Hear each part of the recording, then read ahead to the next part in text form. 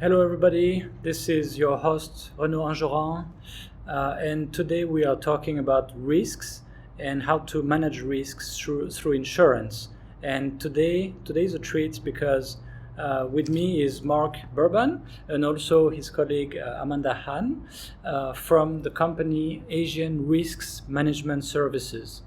And they are an insurance broker, so they work with a number of companies on how to cover their major risks and to pick the appropriate policies from the appropriate insurance companies, right? So they have a broad view of, again, what the main risks are, how to address them, how to mitigate them, and so on and so forth. And this is what we're going to cover today. Welcome, Marc, and welcome, Amanda. Thanks for being here with me today. So the first question, a lot of the listeners are either working in manufacturing or they purchase products from manufacturers. When it comes to risk management, because you're a risk management professional, really, right? In your mind, when you work with these types of companies, especially with manufacturing companies, let's say, what are the major risks that they should keep in mind? So there are few risks businesses should keep in mind, being aware of. First of all, risks related to operations. So internal operations like the production process, any process in the company, accounting, employees, any mistake, failure in the company. The second type of risk, operational risk, are risk related, what we call external risk, related, let's say, to suppliers, so disruption in the supply chain. Then the second type of risk are risks related to compliance, legal compliance. You have to make sure that you follow the regulation. The third risk are related to what we call reputational risk. So the way how the public, your customer perceive your company, even also the authority. So, for instance, if there is a failure in your product that causes harm the public, the customer, end user, so the customer may complain. So it may have an impact on your brand and your image. Then the fourth risk is about cyber risk. So now, especially nowadays, with the development of IT and all the media, internet and media, social media, and all the use of the IT system, so risk of ransom, embezzlement are unfortunately more and more common. And the last risk are also very deeply related and more probably close to any businesses, are natural catastrophe risk and what we call man-made disaster risk, like fire, equipment failure, machine breakdown caused by bad handling of your clients. So this is, in a nutshell, the risk businesses are facing in China, but also everywhere in the world. Right. So I'm sure people who've been buying products from Chinese suppliers for many years have run into some of these issues. Sometimes you have a supplier that has their factory catch fire, and then more often than not is the end of the business. It's a very heavy loss, and there's basically discontinuity of supply, right? So it's one of these basic risks that maybe buyers should pay a bit more attention to, right? How are they actually addressing this risk to prevent it, but also, as we're going to talk about, like are they covered? Do they have insurance for these kind of things, right? And another one, a bit of a hot topic, comes back very, very often, is product liability, right? If the product ends up hurting people, or the product ends up leading to destruction of property and heavy losses, can this be insured, right? This is something that we'll talk about. So Marc, you gave us a good rundown of the major types of risks, right? So how can these risks be mitigated? Sorry. There is few ways to mitigate risk. First of all, you have to identify the risk, make an assessment of the risk you are facing, and from this assessment, you have to prioritize the risk you can retain. So you can assume on your own, and risk you cannot assume. So the criteria for this is basically the impact on your cash flow. For instance, in your factory, if there is a water damage and there is some stain in the wall, you don't need to do some paintings, may cost a few thousand kwai, so you don't need insurance for that. Right, of course. If you have a fire that broke in your factory and caused damage to some equipment and cost millions, so it has an impact on your cash flow. So in this case, you can use insurance. And actually, the process is you transfer your risk to an insurer. You pay a premium, and in exchange of the premium you pay the insurer, the risk is transferred to him. The insurer will assume the risk. So that's one way to mitigating your risk. Another is, and also insurance can help you in that way, in that respect. So it's doing risk management. So basically, having for inspection analysis about the risk you are taking, and for each risk, not only transferring to the insurer, we will touch on later probably, but also to have proper measure to make sure that the risk won't occur, or if it occurs, the severity of the risk, it will not cost too much to your company. Right. Yeah. So, if I summarize a little bit the logic in my own words, right, and that's the way we've been thinking about this, is the small risks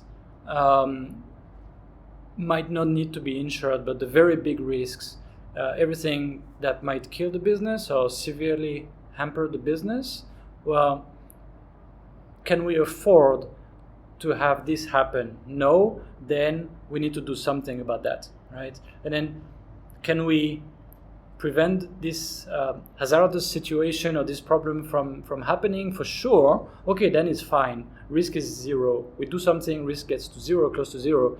Okay, we're very happy about that. But then if there's still, after all the efforts we make, there's still some risk, some residual risk, well, that's where it makes a lot of sense to work with an insurance company. Again, if the impact, the potential severity is very high. Is that a good way to summarize it? Yes, this is a good way. Actually, so insurance company help you to provide you a service like ensuring the continuity of your business, and usually, once again, it's related to the cash flow.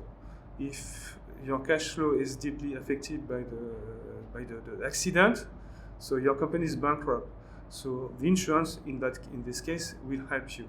Right. Yeah. So maybe let's go a little bit deeper into this concept. I'm not an insurance professional at all.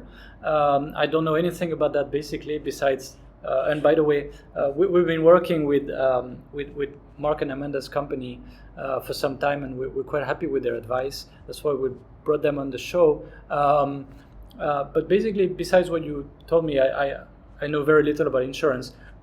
Can you explain basically how that works, right? The mechanism behind it. Okay. So basically, an insurer, what is an insurer? So the role of insurer is to provide financial coverage. to his clients. How he is doing that?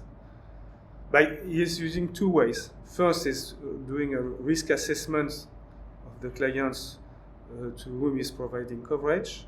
And the second thing he's doing is pooling financial resources by covering a lot of clients.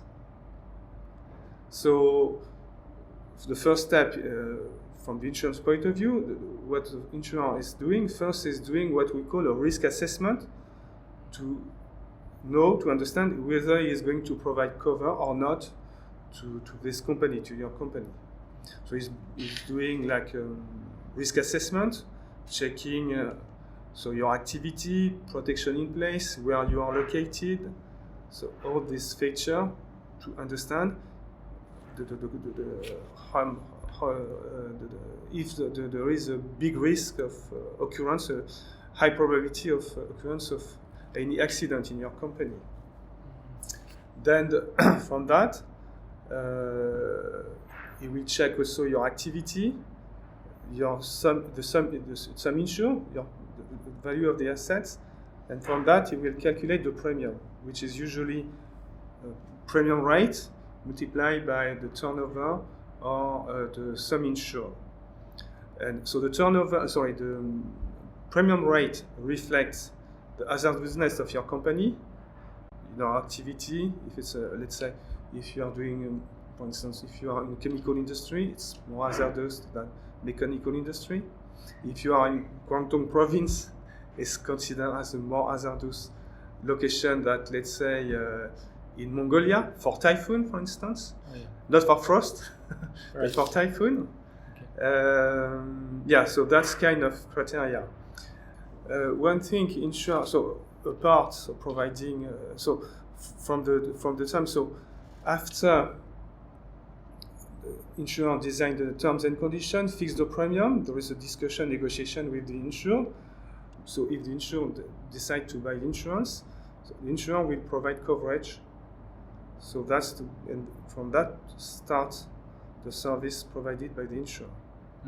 So at the further stage, if there is a claim, so you have to lodge as insured policyholder, you have to lodge a claim with the insurer, and the insurer will check if the claim is covered or not, assess the claim. Usually, it's not done. So it's not done by insurer. Usually, they are using what we call loss adjuster, which is dedicated company that provide service to have insurer and insured to settle the claim. One thing I would like to mention, which is pretty important when it comes to claim, it's the policy form.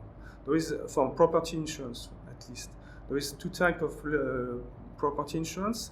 One is what we call a named peril policy. So all the perils are listed in the policy. And the second type is all risk policy. So there is no mention of what is covered, but only mention of what is not covered. Why is important? Because it's about the burden of a proof. So if it's a named perils policy, you as insured policyholder, you have to prove there is a claim.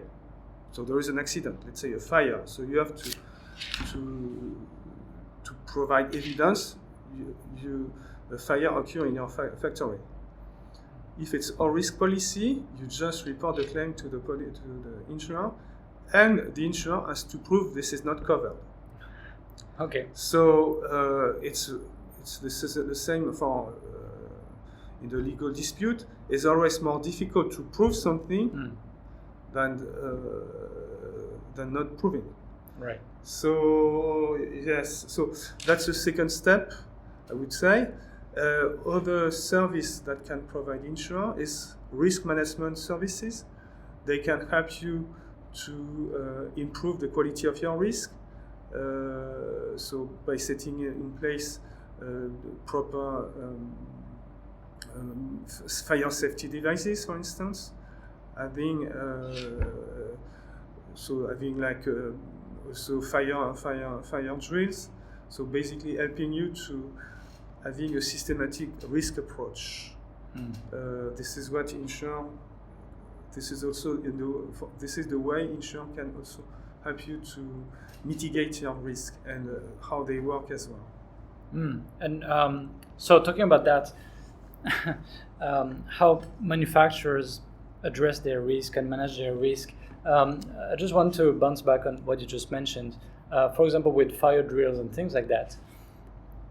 95% of the cases, if we talk about Chinese manufacturers anyway, if someone, maybe one of their customers, asks, "Hey, what do you do about fire? Fire prevention and things like that," and they will say, "Oh, this is what the Chinese government asks us to do, right? We comply, and this is the requirements, and we do a fire drill with a fire station, whatever, every 6 months, and we have sprinklers, and we have extinguishers, and we have a sand bucket, and things like that," and they think that, wow, they already do everything from A to Z, and there's nothing else to do, right? I don't know if you've seen that, but there's a lack of sort of proactive thinking. Okay, I'm just meeting the baseline, which is the regulatory baseline. Should I go further? But basically, if you meet the regulatory baseline, what happens is just that if there's a fire, well, hopefully people can be evacuated on time, and hopefully they started very early, they have an extinguisher or something, they can stop it. But does it get the risk to zero? Of course not, right? So there's still the problem of, I don't know, the store, a fire starts and gets too big, too hot, too fast, and everybody's just going to run away. That's great for them, but it's still the end of the business if it burns all of the inventory and maybe all of the, I don't know, samples that they kept and all the production equipment and everything.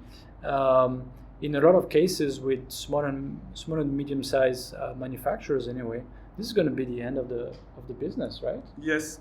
So as you mentioned, Renaud, so of course, and this is the same for every company operating in China, but almost everywhere in the world. So you have to comply with the safety regulation, and the safety regulation is related to people in China, like everywhere in the world.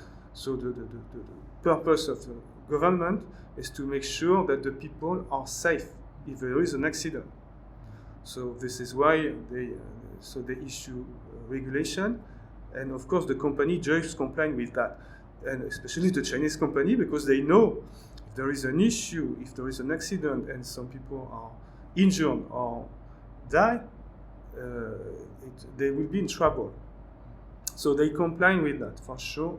Most of the company, they follow the regulation in terms of fire safety, but it's once again for for human beings, and they have not a proactive. They are not proactive in terms of risk management for company, and I think it's as you mentioned, the issue is of course people is the number one. You have to save the life of the people. However, property is also an issue. Supply disruption. If you have a supplier, or that's his warehouse burned down or his factory burned down, and he cannot provide you with spare parts or any equipment you need, so it has an impact on your business. So of course, and risk management is not just following; it's also having an active approach. First of all, accepting risk, and I know that's something difficult, especially in China. Accepting people are making mistakes. I've been in this business for more than 30 years. Every loss report I went through, the end of the loss report, is stupid mistake that can be avoided. Just to give you an example, many years ago I was in reinsurance industry. We have a claim in Poland, 80 million, reason of a claim, it was Christmas, so all the workers were drunk, and they cut the power, so they cut the substation, so the power went to the substation, but the substation was cut off, and the power came down to the electricity factory. Electricity cabinet. Oh, okay, the electricity factory. And the power house exploded. Wow. So that's something maybe it's difficult for most of us to accept doing mistake. So once you accept that, you have a more proactive ways of strategy, ways to deal with risk. Okay. So, and now you're based in Beijing. Your colleague Amanda here is based in Shanghai. So what is available typically, right, here in terms of insurance policy in China for Chinese companies? It's not exactly the same that's available in every country, right? It's more or less the same, especially for businesses. So you have at least two types of insurance available. One type is related to the assets you own. So it's mainly property insurance to cover your own assets. In addition to that, you have business interruption, which cover any loss of income if you have a property damage. The second type of insurance is transport insurance to cover any damage to your goods when they are shipped from your factory to the buyer's destination. The second type of insurance is what we call liability, which cover any damage you may create to others. So in China, like everywhere in the world, you have laws, which is civil laws. And under this law, every one of us are responsible of any damage we may create to third party, to others. So in terms of liability, you have first one is public liability. So this is regarding for all damage you may create to person while you are during your operation. So let's say if someone is coming to your factory, fall down on the floor because the floor is wet or it's not clean. So you are liable and you must pay the medical expenses. Another kind of damage is, for instance, property damage. If you create a fire broke out in your factory and propagate to your neighbors, so you are liable to pay the damage of your neighbor, but also of your landlord. It's covered under public liability in China, but you have to declare that. So it's a special clause, you have to extend that.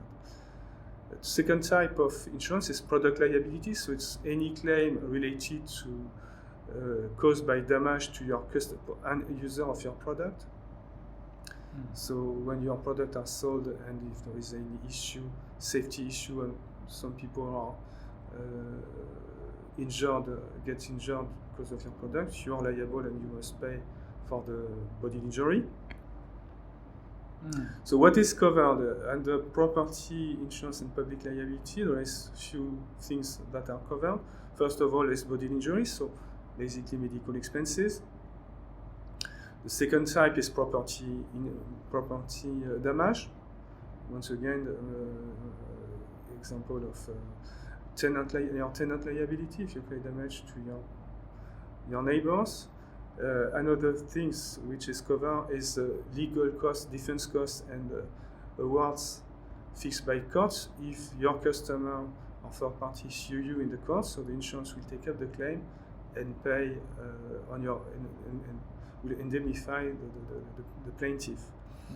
A second form of liability is employer's liability, which cover damage to your employees. Once again, this is under the Chinese law.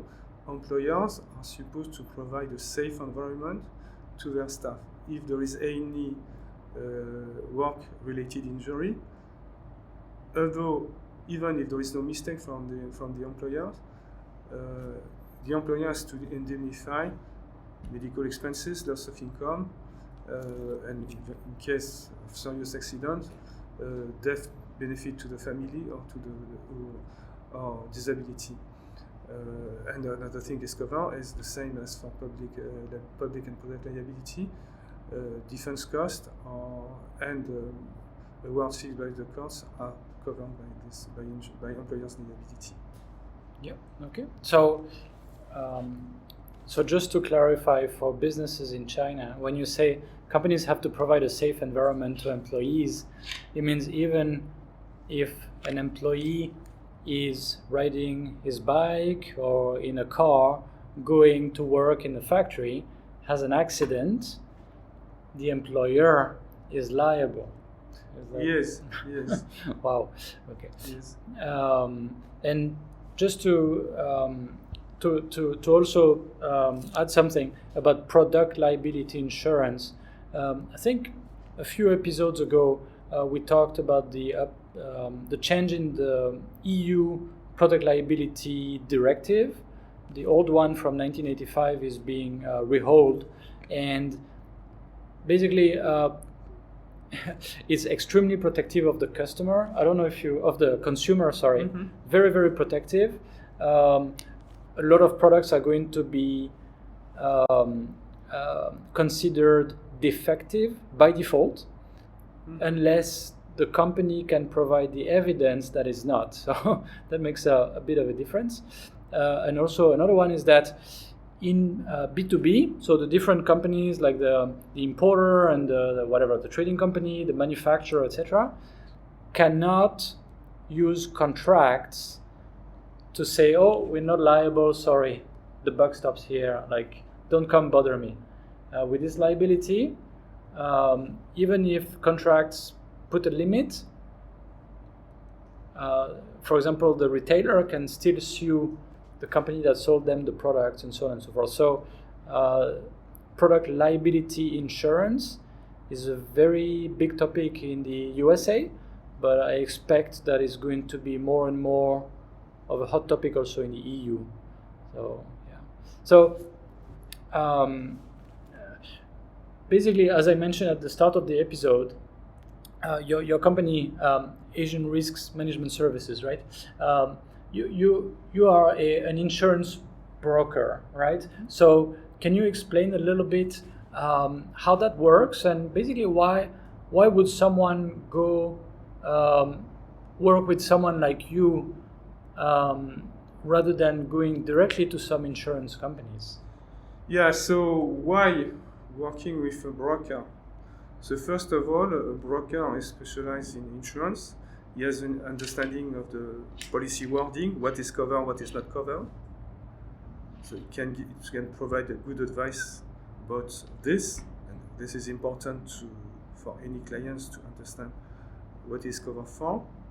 The second thing is insurance broker helps you to buy insurance, and when I say so, it's not just the buying process, it's also the process to apply for insurance, because when you want to buy insurance, first of all, as I explained to you earlier, so the insurer is making an assessment about the risk, whether check if you have protection against fire, the product, if your product are compliant.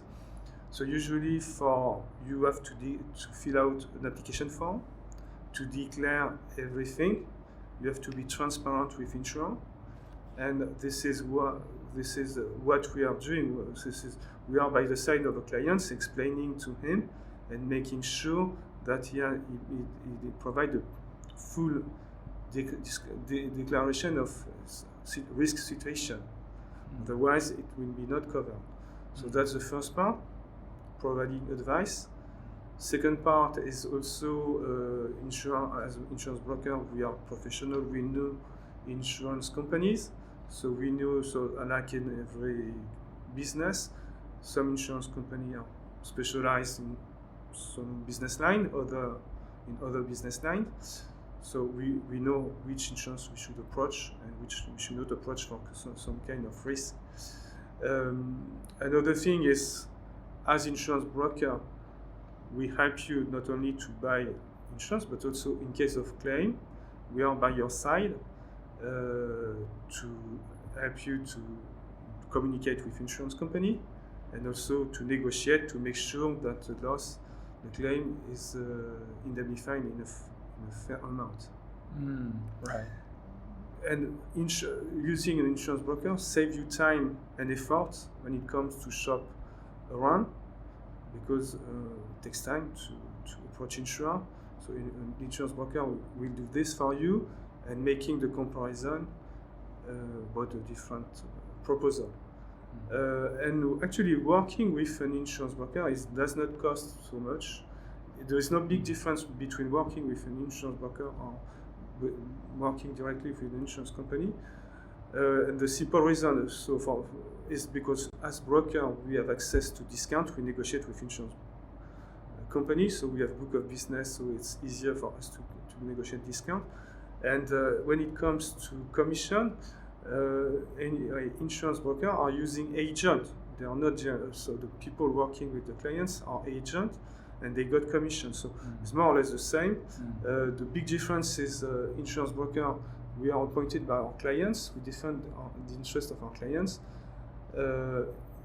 Agents and insurance company, they protect the interest of their own interest. Right. Well, yeah. Well put. I mean, what I can say is that what we've really enjoyed working with your company is that we look at the policy and we can ask questions and we can have intelligible answers quickly, and you can actually tell us, okay, this is going to be the same for all insurance companies, or this maybe can be on a case-by-case basis. It's a bit easier to extend, etc., right? Because for insurance policies, really my general view on that is that the devil is in the details, and there's all kinds of exclusions, and really understanding properly all these exclusions is not easy for people like me who don't have much of a background in insurance. It's very hard to understand it just by reading a contract, right? To understand it fully. So making sure that the claims would actually be paid is super important, right? Okay. Just as a closing note, I wanted also to include Amanda Han. So, hello everyone. Who works in the Shanghai office. Yeah. And maybe can you tell us a little bit about your company as a closing note, and where people can reach out to you and Marc if they need maybe some advice or they have questions, etc. Thank you, Renaud. I'm so glad to finally meet you and sharing this opportunity with everyone here. Yes, so Asia Risk Management Service, we are a foreign invested broker based in China. We have 2 offices. One is Beijing, one is in Shanghai. So we cover the whole nation to helping those business operating in China. So as a broker, like which Marc and Renaud have been touched on, we act as the best interest for our client. So the central thing is we know how. One is we know the insurance market, like what can be insured, what's the risks from the operation from the companies can be transferred to be paid by premium by cover your potential risks, right? And on another side, we understand the market. We know you. We like Marc already mentioned, we actually gonna have a very systematic loop workflow to understand your business nature, what kind of potential risk you might face. We tailored a proposal for you from the insurance point of view, and we ask the market to get the best quote, which including the cost effective, the premium, and the scope. Because you not only want an insurance, you want an insurance which is useful and which is the best among the market. So all in all, so we are by your side and help you to mitigate the risk. Yeah. Any question, just reach out to us. Thank you. All right. Okay, thanks. And we'll put the link in the show notes, but Marc's and Amanda's website is Asian-risks with an S at the end, .com, asianrisks.com. All right. Well, thank you so much. Thank you, Marc, and thank you, Amanda. And thanks to the listeners and the viewers if you view this on YouTube. Thank you, Renaud. Thank you. Thank you. Okay. Bye. All right.